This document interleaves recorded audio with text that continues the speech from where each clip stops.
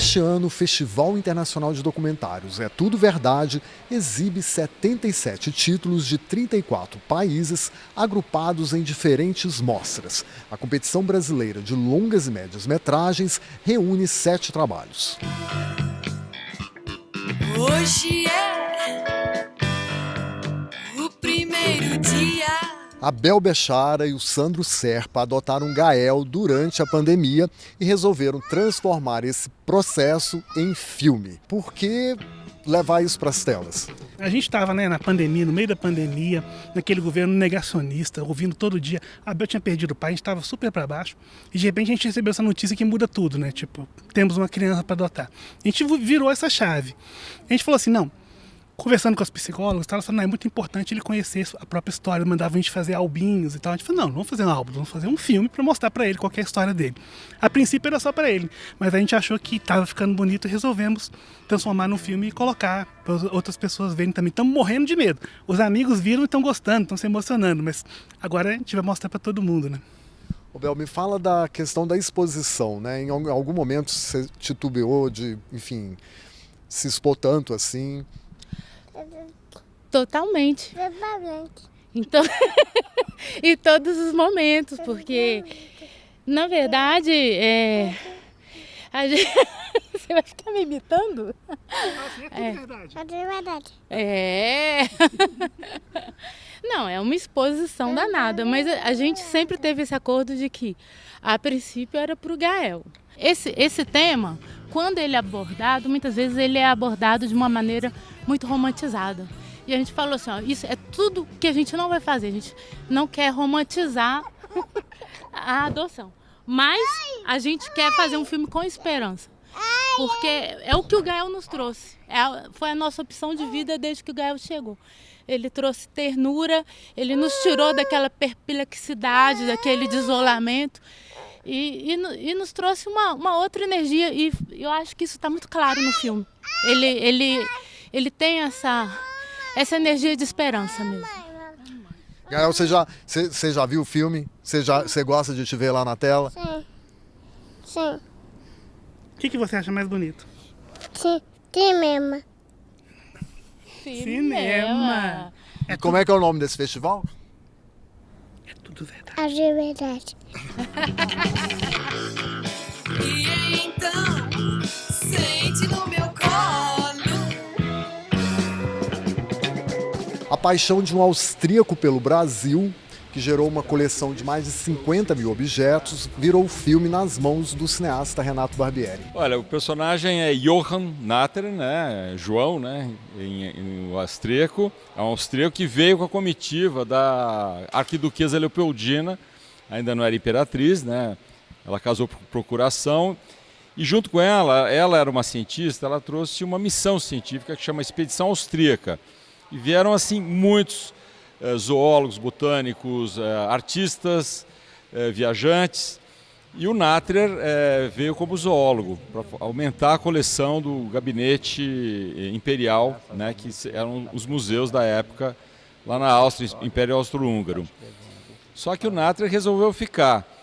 E não só resolveu ficar, como ele ficou 18 anos. É o viajante naturalista que mais tempo passou no Brasil, né, estrangeiro, e acabou formando o maior acervo etnográfico do Brasil no mundo, que está em Viena. Essa coleção, que tem mais de 2.300 peças etnográficas, pertencentes a 69 etnias, ela é um tesouro, por isso o título Tesouro Natter, porque não se produz mais no Brasil o que esses ancestrais, antepassados dos nossos indígenas remanescentes, produziam. Wo die indigene Bevölkerung in Brasilien selten Wertschätzung erlebt. O lugar da onde esses vieram, hoje não há mais. E a gente convidou tanto o maior biógrafo do Natter, que é o Kurt Mutzer, que é um historiador austríaco, para ele fazer a trajetória do Natter pelo Brasil, ou seja, o filme é um on the road, né, um filme de estrada. Como a gente convidou um representante, uma liderança dos Munduruku, que é uma das etnias que a coleção Natter etnográfica integra, né? Tem 200 peças Munduruku, e o Hans Munduruku é um personagem que nós levamos ele para Viena, e ele teve um impacto, e isso é uma das coisas fortes do filme e o impacto do Hans diante das obras que seus antepassados faziam há 200 anos atrás, ou mais, né? E mais. Esse filme discute uma questão do momento, que é a repatriação de obras de diversos países. Como é que o filme se posiciona nessa questão? No caso do Natterer, não foi um saque, foi um escambo, foi troca ou compra. Ele comprou. O que é interessante é que se o Natterer não tivesse feito essa coleção, os indígenas, esses povos, esses 69 povos remanescentes, eles não teriam registros do que seus antepassados faziam, porque houve um processo de aculturação muito danoso para os indígenas, que até hoje está acontecendo. Quando você vê o envenenamento de rios, por exemplo, na região dos Munduruku, que nós filmamos lá, então você vê que está havendo um processo de aculturação ou deculturação gravíssimo. E o filme aponta esse caminho de repatriação. E nós estamos já fazendo articulações com o Ministério das Relações Exteriores, estamos visitando o Ministério dos Povos Indígenas, vamos visitar o IFAM para fazer um arco institucional para que possa fazer um acordo operacional junto com os museus austríacos e o Ministério da Educação, enfim, e o Ministério das Relações Austríacas. É uma grande articulação que o filme está, vamos dizer, dando esse pontapé inicial para que essas peças sejam repatriadas, parte delas, que sejam repatriadas. Tem muitas peças repetidas, inclusive, né? A história tem que estar lá no Brasil e lá na aldeia, no seu origem. Ich glaube, das ist das erste Mal nach über 190 Jahren, dass sie wieder einen Ton gemacht hat. Ficou com a Suzana Lira o desafio de retratar Fernanda Young. Como foi traduzir essa escritora, roteirista, apresentadora? Muito desafiador. Fernanda, ela é tanta coisa, né? Ela primeiro que é uma artista multitalentosa. Acho que pouca gente conhecia todos os talentos da Fernanda, porque ela se expressava em cada área de um jeito. Tive o apoio do Alexandre Machado, o marido dela, que foi fundamental. Sem ele eu não teria feito esse filme, porque foram muitos desafios, assim, né? E fazer um filme sem entrevistas, enfim, sem pessoas contando histórias sobre ela, foi uma decisão muito difícil, mas a gente conseguiu, acho que um resultado que eu acho bonito. Ora, não existe obra que não traduza a experiência do autor.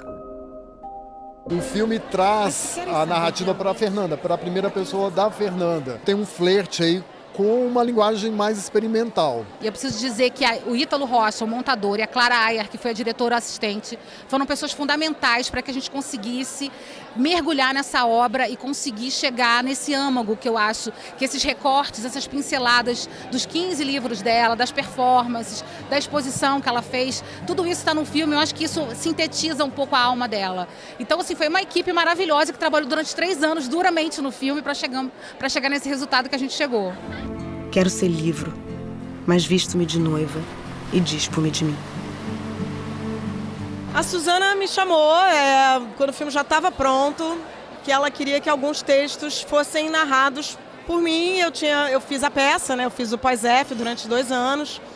Era muito amiga da Fernanda, a gente estava muito próxima, era um projeto que a gente ia fazer juntas. Para mim é muito forte, porque de alguma forma, como se eu tivesse ela dentro de mim, né? É muito interessante, porque eu acho que a Fernanda fazia da vida dela uma obra de arte, e a Suzana captou isso. Eu acho que a minha mãe, ela sempre foi uma pessoa que ela ensinou muitas pessoas, tanto jovens quanto adultos, de todas as idades, e acho muito, muito, muito importante ela ter todo esse reconhecimento que ela está tendo, mesmo depois de ter ido para um outro plano espiritual. Omissa? Não. Omitir é para os fracos. A língua que lambe pode se ferir, assim como quem diz a verdade. Por isso, decidi contá-la. O Ângelo Defante acompanha o cotidiano do escritor e cartunista Luiz Fernando Veríssimo nos dias que antecedem a comemoração dos seus 80 anos. Me fala dessa opção pelo cinema direto para realizar esse filme. Na verdade, um cinema observacional, né? Um pouco tentando emular como o Veríssimo se porta no mundo, né? Ele é um sujeito... Ele é quase um antipersonagem, para dizer a verdade, porque ele tem movimentos lentos, ele quase não fala. Se ele pudesse, ele não falava nada. E o ofício dele faz com que ele fique sentado uma parte do tempo. E mesmo quando não está trabalhando, ele está sentado. Então, tentei um pouco emular a forma como ele se porta no mundo, porque a gente sabe pela obra dele, né, que por mais que ele seja alguém muito introspectivo na vida, ele tem uma efervescência acontecendo naquela cabeça, né? Tu sabe que vai conseguir esse tempo pro cara? Não. Como que esse filme foi viabilizado? Esse filme teve uma particularidade porque quando eu propus filmar os 80 anos, a gente não podia esperar ganhar um edital, né? Tava chegando a data, a gente tinha uma bomba relógio praticamente. Então a gente fez por iniciativa própria e depois a gente teve o apoio do Canal Brasil, vital para a montagem. Então a gente ganhou um edital, o PROAC, um edital de finalização e também um edital de distribuição, o SP Cine, que vai viabilizar também a estreia do filme subsequente no cinema, dia 2 de maio. Chama bastante atenção nesse filme a intimidade que o diretor, o cineasta, tem com o retratado. Como que você conseguiu essa proeza? Parte do filme nasceu de uma relação que eu já tinha com o Veríssimo de alguns anos antes, por conta de um meu filme de ficção anterior, O Clube dos Anjos, baseado no livro do Veríssimo, mas foi um projeto que demorou-se muito tempo para ser levantado e enquanto isso a gente foi se aproximando ao longo dos anos. E eu acho que a intimidade não era um cineasta filmando, era o Ângelo filmando, né? E eu fui virando realmente um móvel da casa, assim. Quando eu vi, eu confesso que eu achei que você tinha dormido na casa. Mas teve dias que foi quase isso, assim, teve dias que muito, muito tarde, né? Até tem no filme o dia anterior aos 80 anos do Veríssimo, né? O último dia dele de 79 anos. E teve dias que eu cheguei super cedo, antes de todo mundo acordar, um pouco para a gente mesclar o que é essa rotina, né? Entender, né? Mas é isso, eu claramente não era invisível, mas em muitos momentos fui.